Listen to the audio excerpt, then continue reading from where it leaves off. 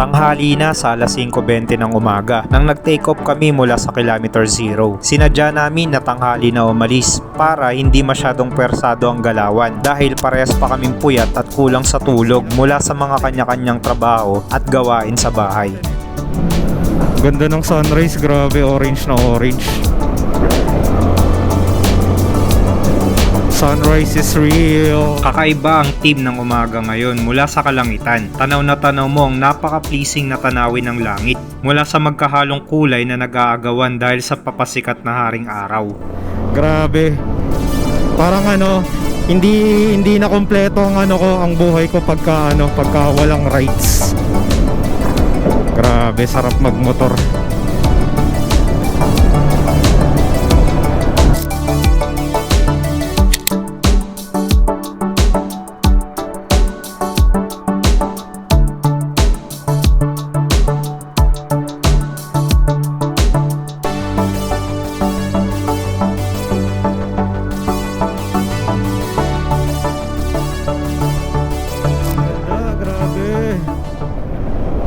Wala, lumulundo yung camera natin. Oh, maluwag. Tatahan lang. Ito muna tayo. Hanap tayo stopover, guys. Doon siguro sa may mga basar-basar. Oo, dyan na lang. Check muna natin yung mga natin, pagkakatali. Ang dilim kasi kanina. Wala akong makita, kaya yun.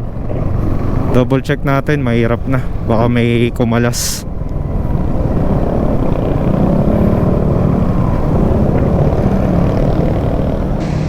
Dito kami sa sa Taytay Rizal, pagkatawid ng bridge from C6. Check lang namin yung pagkakatali ng mga gamit bago tayo dumiretso. Yung sinelas ba baka lilipad tubig? Tripod, dito yung tripod natin sa likod. Ayan, mukhang goods naman, safe naman siya. Ayan guys, paalis na kami ulit. Pawak lang ng gloves ko, girl, sorry. Oo, nandito sa gitna. Baba ka muna. Dali, naka-sword naman ako eh. Gagi, disoriented siya. Oy, nalaglag yung grab straight. Sorry Moning, yan lang yung namin eh, may tutulong eh. Si Manong, nakita mo na Manong eh. Ay! Wala isang pake. Bilis. Gilid ka na. Si Manong, di man lang kawang gawa sa sa hayop.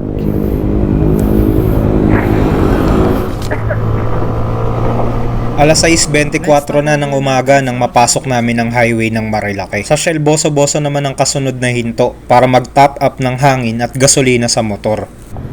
Gas up lang, gas up. May hangin sila. Hoy, walang gas. Oh my god, walang diesel. Ano ba, walang gas, walang diesel? Oh my G. Wala eh. Ano ba yan, kuya? Meron yata pang motor. Diesel ka ba? Gas. Hindi, nakalagay dun, walang gas eh. Oh, walang gas. Wala. Gas. Okay. Okay, fine. Okay, fine, whatever. 6:35 AM na ng umaga, kapansin-pansin na dito ang dami ng mga motorista na aakyat din papuntang Tanay, Infanta, Santa Maria at sa iba pang mga kalapit na pasyalan sa lugar para magdaos ng salo-salo kasama ang pamilya ngayong mahal na araw. Huwebes Santo ang huling araw ng pasok para sa majority o sa nakararaming manggagawa sa buong bansa, kung kaya't ang ikabiyernes na araw ay ang isa sa mga araw kung saan mapapansing pinakamadami ang taong nagbabakasyon at namamasyal kasama ang pamilya o mga kaibigan.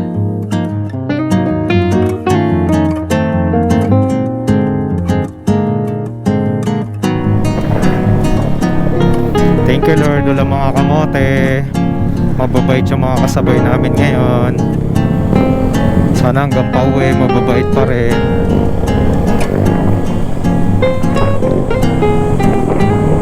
Malapit na tayo sa Manukan. Approaching Manukan tayo. Eksakto 7 o'clock AM ng umaga, narating naman namin ang isa ring lugar na kilala dito sa Marilaki. Nakakapagtaka ang malaking pagbabago sa lugar dahil wala na dito ang upukan ng mga riders. Wala na din ang mga nakamotorsiklong nagpapasikat sa mga bystanders at maniniyot sa paggawa nila ng mga delikadong stunts na naging sanhi na ng napakaraming aksidente sa lugar.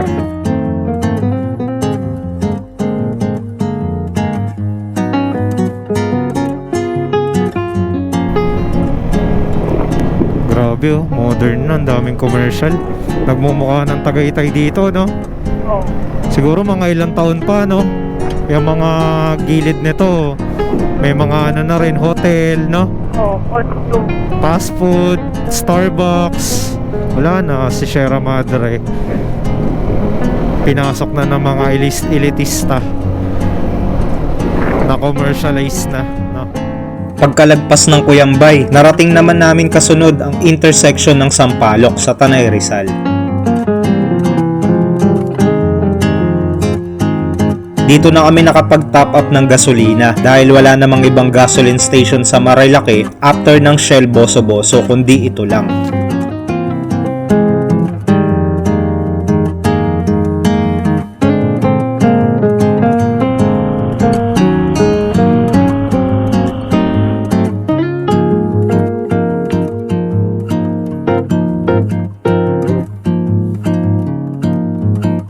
Santa Maria, Laguna. Dito, ang ganda sana dito. Nakaulan lang eh, oh. Oo. Ayun. Ang ano, ang sarap ng vibe ng ano dito, no, ng weather, no? Oo.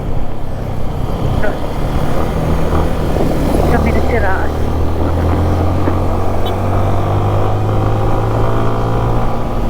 Ang gloomy ng weather, ang sarap matulog pag ganito yung panahon, eh, no?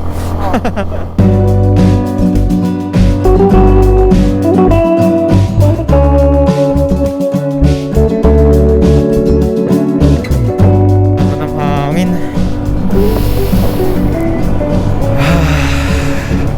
Nakakawala ng anxiety yung amoy ng ano dito, ng forest. Oo. Kaya nga gamot natin.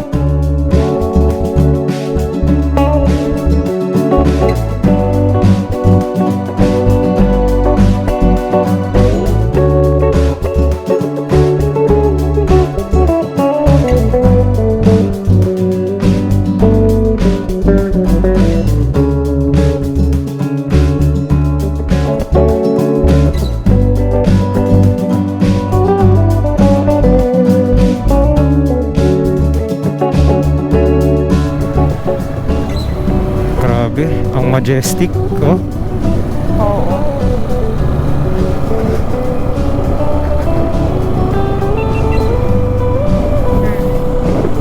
Hindi na tayo nag-picture. Ganda. Oo. Sarap si Kuya.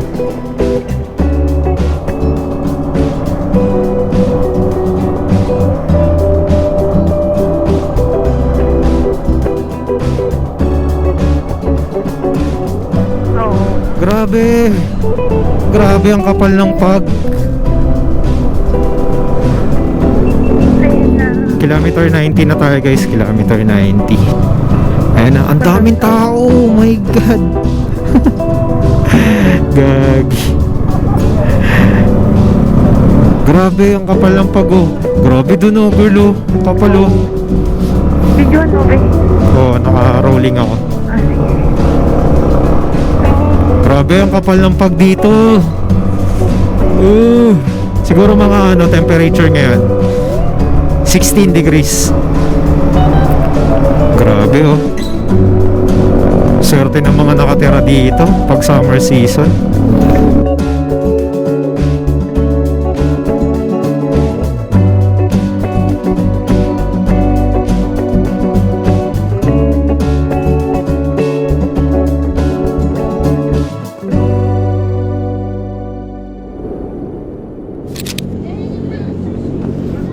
Pagkatapos ng ilang kilometrong biyahe, dito na namin napiling magpahinga sa munting kubo ni Mang Manny Marquez. Dahil wala pang ibang customer na dumadating kaya sinamantala na namin ang chance na masolo ang spot para makapagkape at makapagpahinga.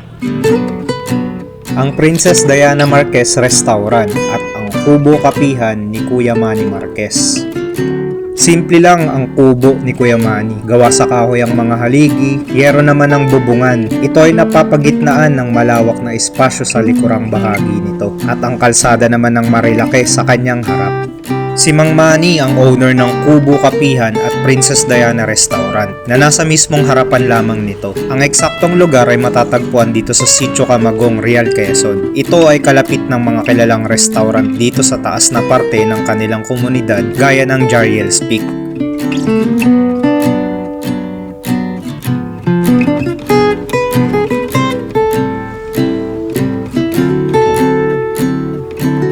Alok naman ni Kuya Manny sa mga gustong mag-overnight camping ay ang kanyang malamig at malawak na espasyo sa parteng likod ng kanyang Kubo Kapihan. Dito ay maaari kang mag-bonfire at stargazing at makakakita ng sea of clouds sa bukang liwayway sa umaga.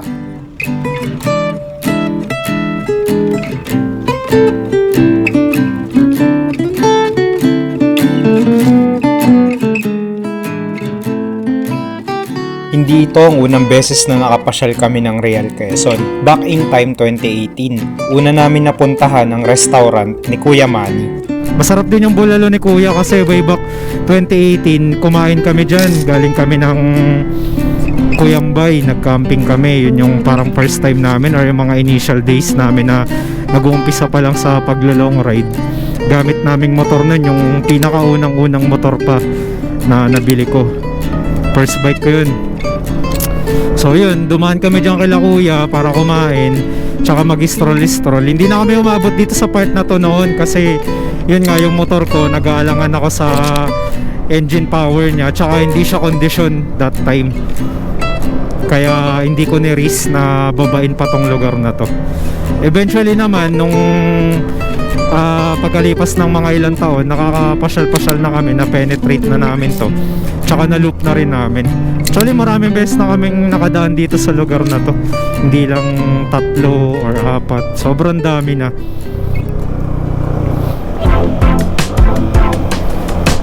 Wow, ang ganda, grabe. Ano yung mabango na yun? Oh, ang taas, ang kapal ng pag dito. Ano yung amoy na yun? Baka yung amoy ng Agoo 3 or ng Forest. Oo. Grabe, ang ganda dito.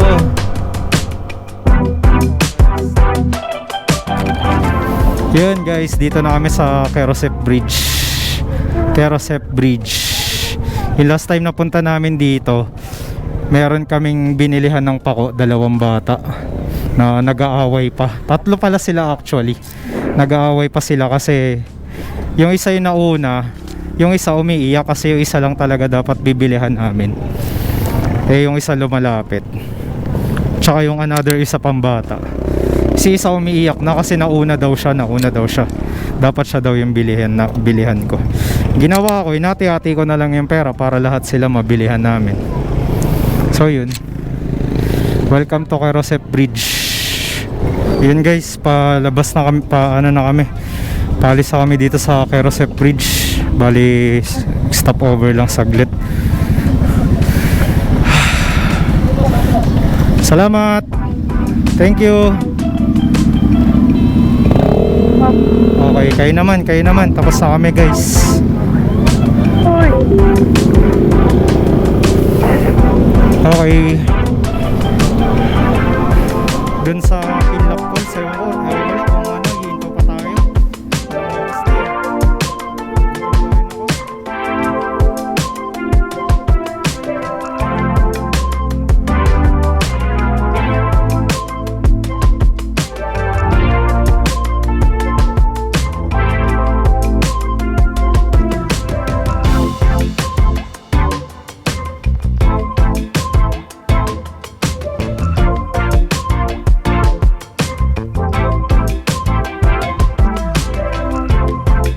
Na dito mataas na yung heat temperature dito, hindi katulad dun sa taas kanina, malamig.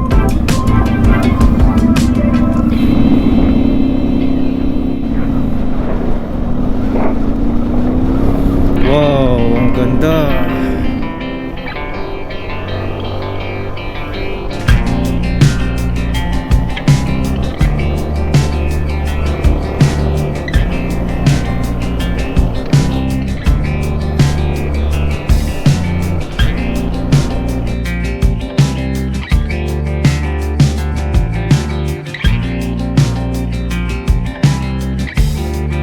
Lagpas alas 11 na ng tanghali nang marating namin ang dulong kalsada ng Marilake na boundary ng General Nakar at Infanta. Dito ay napagpasya na namin na maghanap ng karinderya na may alok na tanghalian bago dumiretso sa destinasyon namin. Kukonsume na tayo ng oras kakahanap ng karinderya, so bahala na dun sa pupuntahan natin kung anong mangyayari. 20 minutes bago ang alas 12 ng tanghali, huminto kami dito sa parteng poblasyon. Dito ay saktong nakahanap na din kami ng mabibilang prutas at murang makakainan ng tanghalian na pasok sa budget namin. Grabe, ang ganda guys.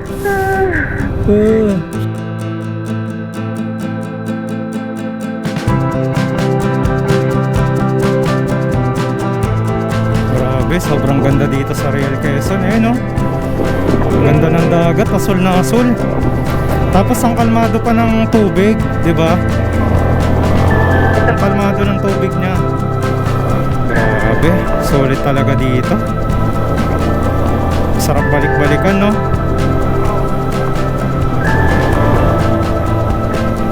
Grabe, sobrang ganda dito sa Quezon.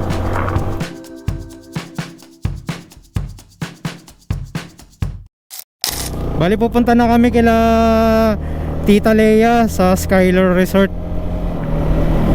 Unang lugar na bibisitahin namin para magbaka sakaling may bakanteng espasyo pa para makapag-pitch ng hammock ay sa Skylar Riverside ni Tita Leia. Nakapag-tour na kami ng isang beses sa napakagandang camping site niya. At sana swertein tayo ngayong araw na makakuha ng bakanteng lugar. Doon, dami ng tao. Grabe. Skylar. Dami rin motor. Silip ka, girl.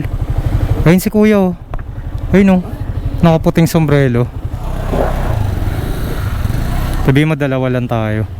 Kuya, meron pa po. Day tour lang kami. Wala na daw cottage, boy. At gaya ng inaasahan, puno at matao na sa Skylar Riverside. Smile, smile. Atras ka, girl. Laki ng puwet mo. Wala na, kuya. Atras dito. Ay, wala Dito. na. May tent dyan, kaso manipis lang yung puno. Ay, ganun. Di tayo. Hindi kakayanin ng Dun, oh. duyan. Saan ka dyan? Hindi ata sila kang papasok dyan. Yun lang. Natanaw namin ang isang spot sa kabilang parte ng ilog mula dito sa tulay at nagbaka sakaling alamin kung may espasyo pa para sa pitching. Try natin dito sa tapat para kapitbahay lang natin si Tita Leia. Saan po yung daanan papunta doon sa kabilang ilog? Yung resort doon? Salamat po. Ano daw sabi ni kuya? Okay, dire-diretso lang po. Sige, salamat po kuya. Riverside Resort. Off-road to ga. So paano maglalakad na ako? Hindi, wag na. Kaya to. Mild lang to. Malapit lang naman pala eh.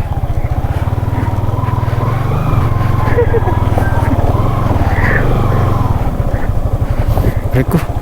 Focus ka lang, focus. Focus ka, sabi. Hanap lang kami spot dito guys.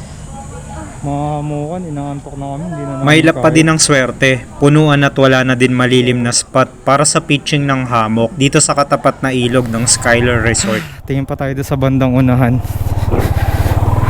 Umalis na kami at nagpaalam sa may-ari ng Riverside Resort at nagpasalamat sa saglit na kwentuhan at lalo na sa pag-accommodate sa amin kahit puno na ng guest ang resort niya. Maraming salamat din po sa ilan pang mga taong nakilala at nakakwentuhan namin dito sa lugar. Paumanhin po at hindi ko na nagawang maitanong pa ang mga pangalan nyo. Maraming salamat po.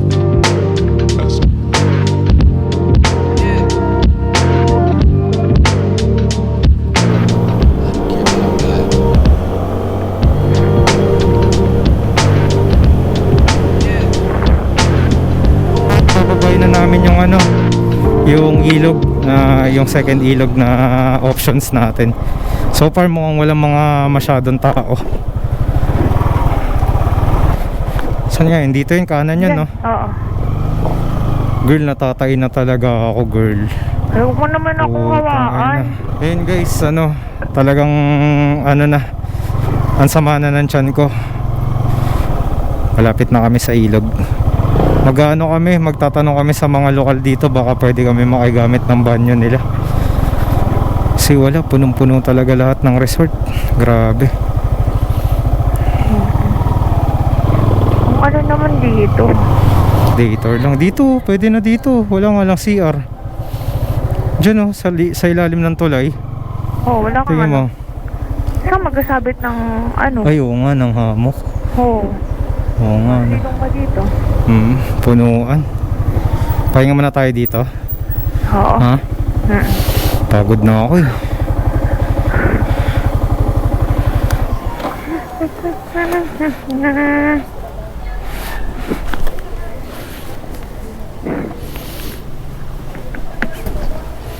At dito na nga nagtatapos ang episode ng Subuyo. pagpapagod.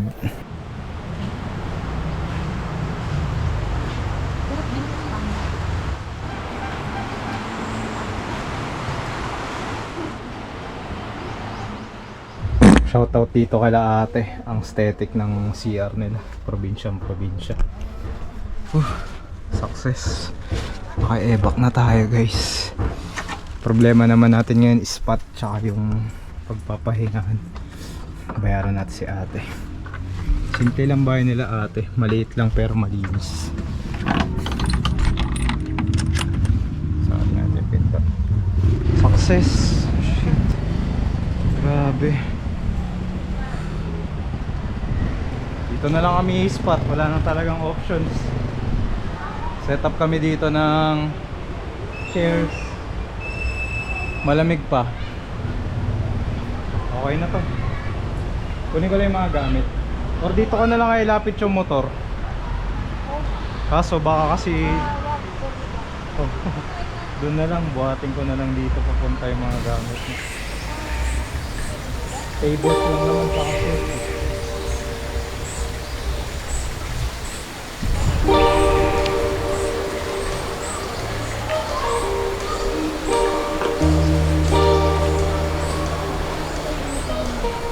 Sunod ko namang inasikaso ang mga dalahin para makapag-umpisa na sa pagluluto matapos makigamit ng banyo sa bahay ng isang lokal na nakatira dito malapit sa pitching spot namin.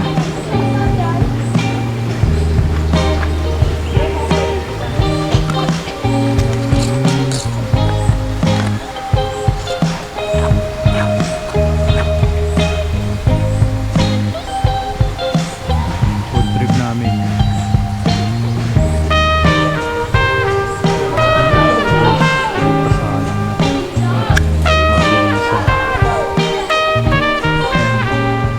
Dito ay nakapagsimula na din ako magluto ng another round ng baon naming tanghalian at sinamantala ang preskong hangin dito sa ilog na nalilimliman ng malaking tulay ng Barangay Pandan.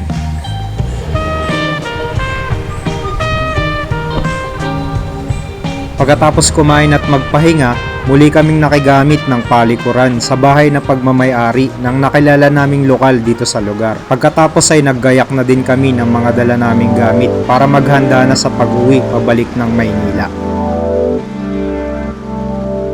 Pumupa na ang init sa paligid at unti-unti na ding bumababa ang araw sa likod ng matataas na mga bulubundukin ng Sierra Madre dito sa Real Quezon. At dito nga ay masasaksiyan ang isa sa napakagandang tanawin sa lugar na hindi mo kailanman masisilayan sa maingay at magulong syudad.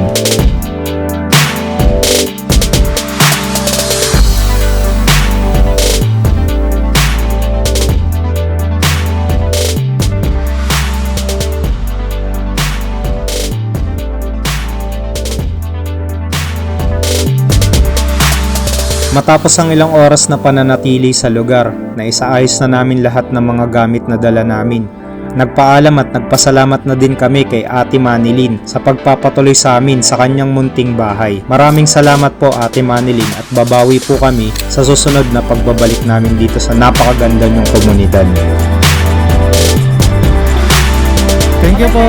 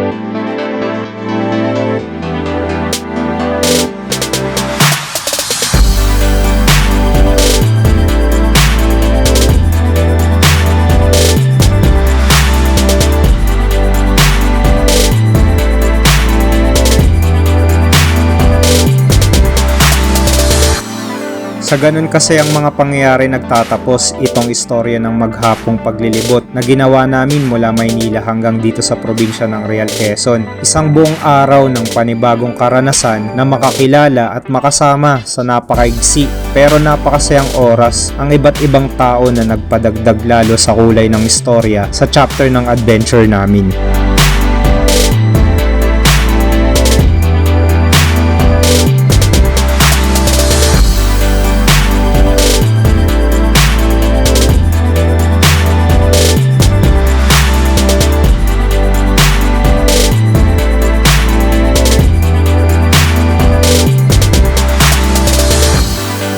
Kung umabot ka sa part na to, maraming salamat. Magkita tayong muli at samahan ako sa next episode ng aking paglalakbay at pagtuklas sa ganda ng mga probinsyang ating pangpapasyalan.